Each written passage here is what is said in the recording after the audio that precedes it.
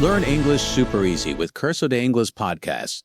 Hello and welcome to the Curso de Ingles Podcast. Today we are going to talk about the things you love, your hobbies. This is the number one topic for making friends. When you meet someone new, after you ask, "What do you do?" Work, you ask, "What do you do for fun?" Hobbies. But many students give boring answers. "I like music." "I like sleeping." Today we are going to upgrade your answers. We will teach you the difference between go, play, and do, how to express passion without just saying "I like," and how to talk about your routine. By the end of this episode, you will sound like an interesting person with a full life. I am definitely guilty of the boring answer. I like watching TV. It sounds so lazy, but the truth is I do have hobbies. I read, I sometimes paint, and I go hiking, but I don't know how to describe them in detail. I want to say I am really into hiking, but I am not sure if that is correct, and the verbs confuse me. Do I say I make painting, or I do painting, I go to hiking, or I hike? The grammar of hobbies seems simple, but there are so many exceptions. I want to sound enthusiastic, not like a robot listing facts. "I am really into hiking" is perfect English. That is a great phrase, to be into something. It means you are passionate about it. "I am into rock music." "She is into yoga." To avoid the robot list, use adverbs of intensity. Instead of "I like cooking," say "I really like cooking." "I absolutely love cooking." "I am crazy about cooking." Now for the verbs. We have three main categories: go, play, and do. Go plus ing. Used for activities you must travel to do. Running, swimming, fishing, shopping. Play, ball game, used for competitive games. Soccer, tennis, chess, video games. Do, activity, used for solo exercises or creative tasks. Yoga, karate, crosswords, pottery. Go play do, okay, I go swimming. Travel, I play football. Game, I do yoga. Solo, what about boxing? Is it I play boxing, or I do boxing, or I go boxing? And what about instruments? I play the guitar. But is guitar a game? Also gym, I go to the gym, or I do gym, and specific creative things like photography. I do photography, I make photos, I take photos. These specific collocations are where I get stuck. Great specific questions. Boxing. Usually I box as a verb or I do boxing as a hobby. Never play boxing. Instruments, always play. Play the guitar, play the piano. Note, use the with instruments. Gym. I go to the gym or I work out. Work out is the phrasal verb for exercise. Photography. I take photos or I am into photography. Art. I paint, verb. I draw, verb. Or I do art. For creative hobbies, often the noun is the verb. I dance. I sing. I cook. You don't need "I do cooking." Just "I cook." I cook, I paint, simple is better, I work out. That sounds cool. Now let's talk about frequency. How often do you do it? I play tennis every day. I go running once a week. I paint from time to time. We learned these in the routine episode. But what if I used to do it but I stopped? I used to play tennis but now I don't. This structure, used to, is very common, right? I used to collect stamps. How do I explain why I stopped? I gave up, I quit. Used to is essential for past hobbies. I used to play the violin. To explain why you stopped. I gave it up because I didn't have time. Give up equals quit a habit. I lost interest. I got bored. I got too busy with work. Life happened. It was too expensive. Money. If you want to say you are starting a new hobby, I took up painting recently. Take up equals start a new hobby. I'm thinking of taking up golf. I gave up smoking and took up jogging. Take up versus give up. I took up yoga. I gave up sugar. That is a perfect pair. Now let's talk about collecting. I collect coins. I collect vintage clothes. Is collecting a weird hobby? In English culture, is it common to have eccentric hobbies? Like train spotting. I heard British people love trains. What are some popular hobbies in the UK US that might be strange to me? Bird watching. Gardening. I want to understand the culture through the hobbies. The UK is famous for eccentric hobbies. Train spotting, writing down the numbers of trains. Very niche. Bird watching, going to the forest with binoculars. very popular with older people. Gardening, the national obsession of England. Everyone has a garden. In the US, hiking, camping, very popular because of the national parks. Sports, watching American football or baseball. DIY, do-it-yourself, fixing the house, building furniture. If someone says, I'm into DIY, it means they spend their weekend with a hammer and a saw. Knitting, making clothes with wool, is also huge now for young people. DIY, do it yourself. I see that on YouTube all the time. Knitting, like grandmas do, that's cool that young people do it now. What about binge watching? Is that a hobby? I binge watch Netflix. Or gaming. I am a gamer. Is there a stigma negative feeling about gaming, or is it accepted as a mainstream hobby now? I play video games for 5 hours a day. Does that sound bad? Binge watching is definitely a hobby now. I binge watched Stranger Things last weekend. Gaming is totally mainstream. I'm a gamer. I'm into esports. However, if you say I play for 10 hours a day, people might think you are addicted. Better to say, I'm a big gamer, I love strategy games. For TV, I'm a movie buff. Someone who knows a lot about movies, I'm a bookworm. Someone who reads a lot, I'm a foodie. Someone who loves eating, cooking. Use these identity nouns. I'm a foodie and a movie buff. Foodie, bookworm, movie buff, gamer. These are great labels. I am a techie, someone who likes technology. I am a gym rat, someone who lives at the gym. Are these polite? Gym rat sounds like an insult, but maybe it is a badge of honor. And couch potato. That is definitely an insult, right? Don't be a couch potato. Yes, techie, positive, neutral. Gym rat, positive if you say it about yourself. Yeah, I'm a total gym rat. It means you are dedicated. Couch potato, negative. Lazy person who only watches TV. Outdoorsy. Someone who likes nature, hiking, camping. I'm very outdoorsy. Homebody, someone who likes to stay home. I'm a bit of a homebody. So, are you outdoorsy or a homebody? I am definitely a homebody. I love my sofa, but I try to be outdoorsy on Sundays. Now, how do I ask questions to keep the conversation going? If someone says I like golf, I can't just say cool. I need follow-up questions. How long have you been doing that? Are you good at it? Where do you play? Is it expensive? Which questions are the best to show interest? And is it rude to ask, are you good at it? Maybe they are terrible. Are you good at it? Can be a bit direct. Better phrasing, how long have you been playing? This lets them tell you their level. What got you into that? Why did you start? Do you play competitively? For sports? What's your favorite thing about it? Deep question. If they say, I like golf, ask, what got you into golf? Maybe they say, my dad taught me. Now you're talking about family. Remember the ping pong rule. Use their hobby to find a new topic. What got you into that?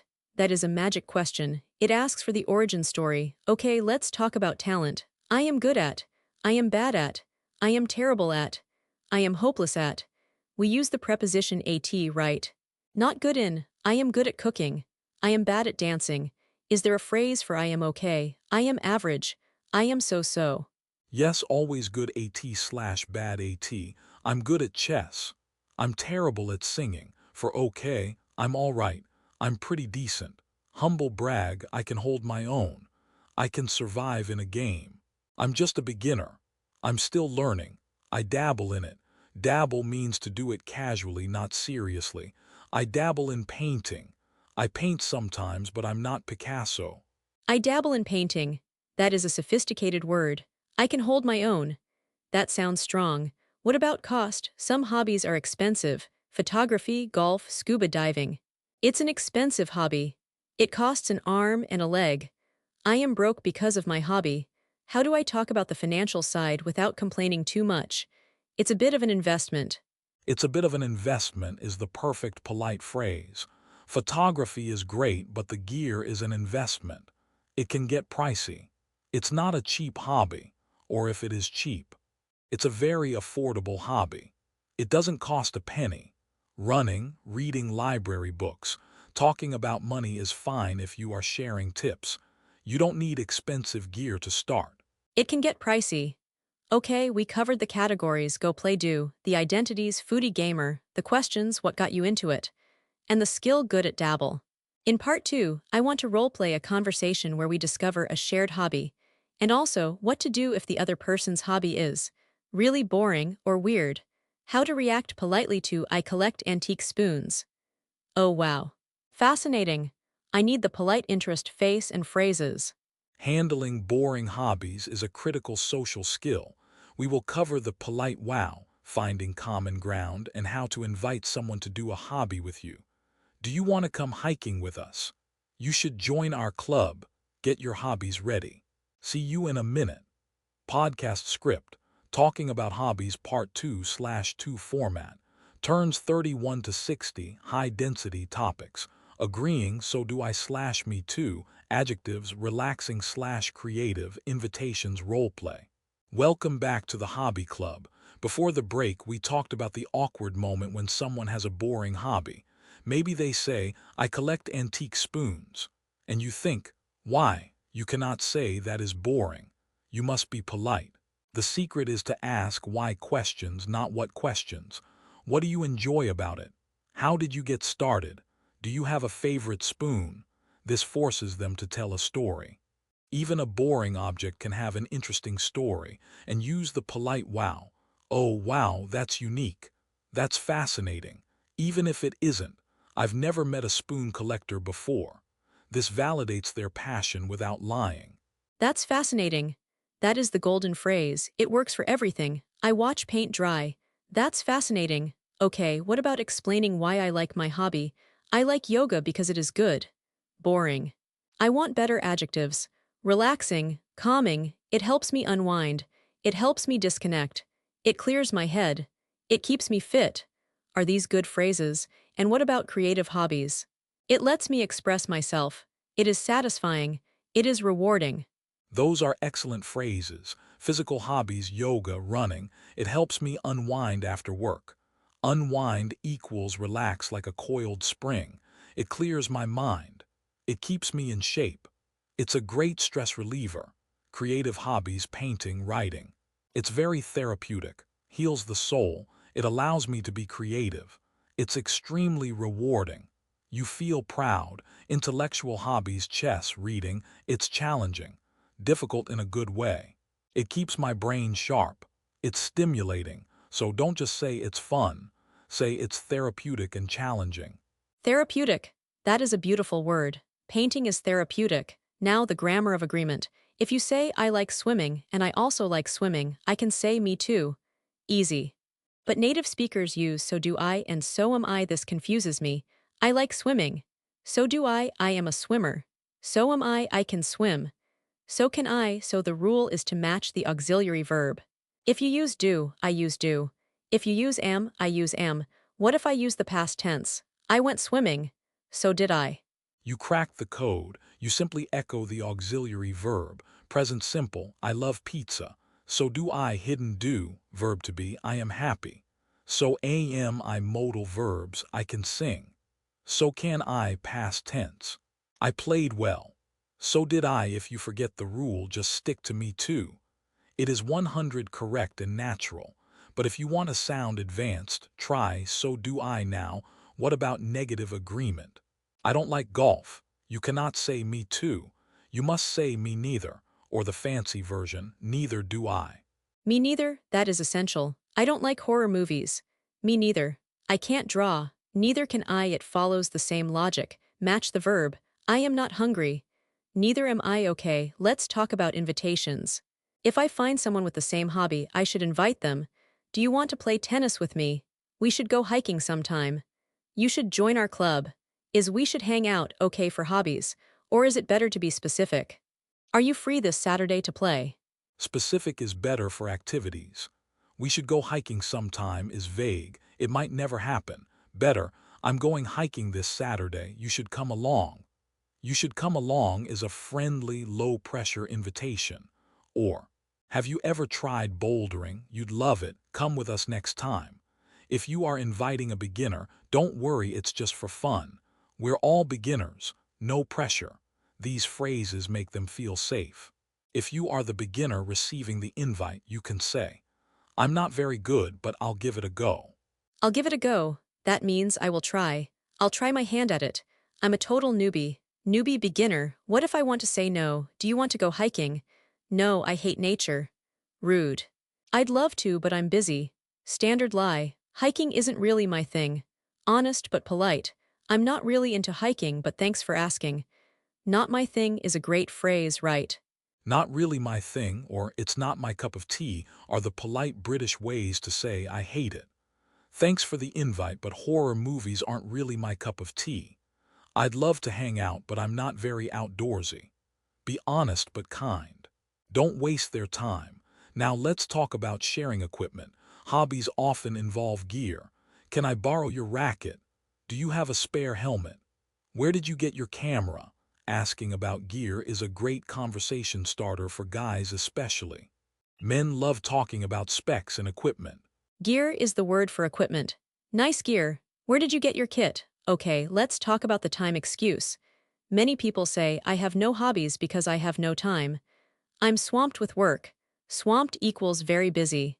I barely have time to sleep. But hobbies are important. We should say, I make time for it. It keeps me sane.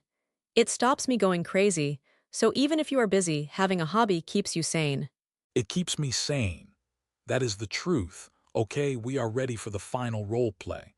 Scenario, we are colleagues at a coffee break. We don't know each other well. You see me reading a magazine about photography. You have to. Notice the hobby. Find common ground, so do I. Ask about gear. Invite me to do something. Ready. Ready, walking to the coffee machine. Hey, is that a photography magazine? Are you into photography? Oh, hi. Yeah, actually. I just bought my first DSLR camera. I'm trying to learn the basics. No way, so am I. I just started taking a class last month. It's so challenging to get the lighting right, isn't it? Tell me about it. My photos are always too dark. What kind of camera do you have? I have a Nikon. It's a bit heavy, but it takes great shots. What about you? I went with a Canon. It was a bit of an investment, but I love it. It helps me disconnect after work. Me too. It's very therapeutic just focusing on the image. Hey, if you're free this weekend, I'm going to the park to practice shooting birds. You should come along. Oh, that sounds fun. I'm a total newbie with birds, though. Don't worry, so am I. It's just for fun. We can learn together. That sounds great. I'll give it a go. End of role play. I felt the connection. No way, so am I. Changed the energy completely. Yes, the enthusiasm is key. And inviting you was easy because I said it's just for fun. I didn't say we are going to have a competition. We can learn together. That is a nice phrase. I feel ready to find a hobby buddy. Someone to share the pain of learning. A hobby buddy. Exactly. Hobbies are better when shared. So your homework is find someone who does what you do. Ask them, what got you into it? And if they say, I collect spoons, say that's fascinating. Thank you for joining the club today. Keep playing, keep doing, and keep going. And keep listening. See you next time. Bye. Goodbye.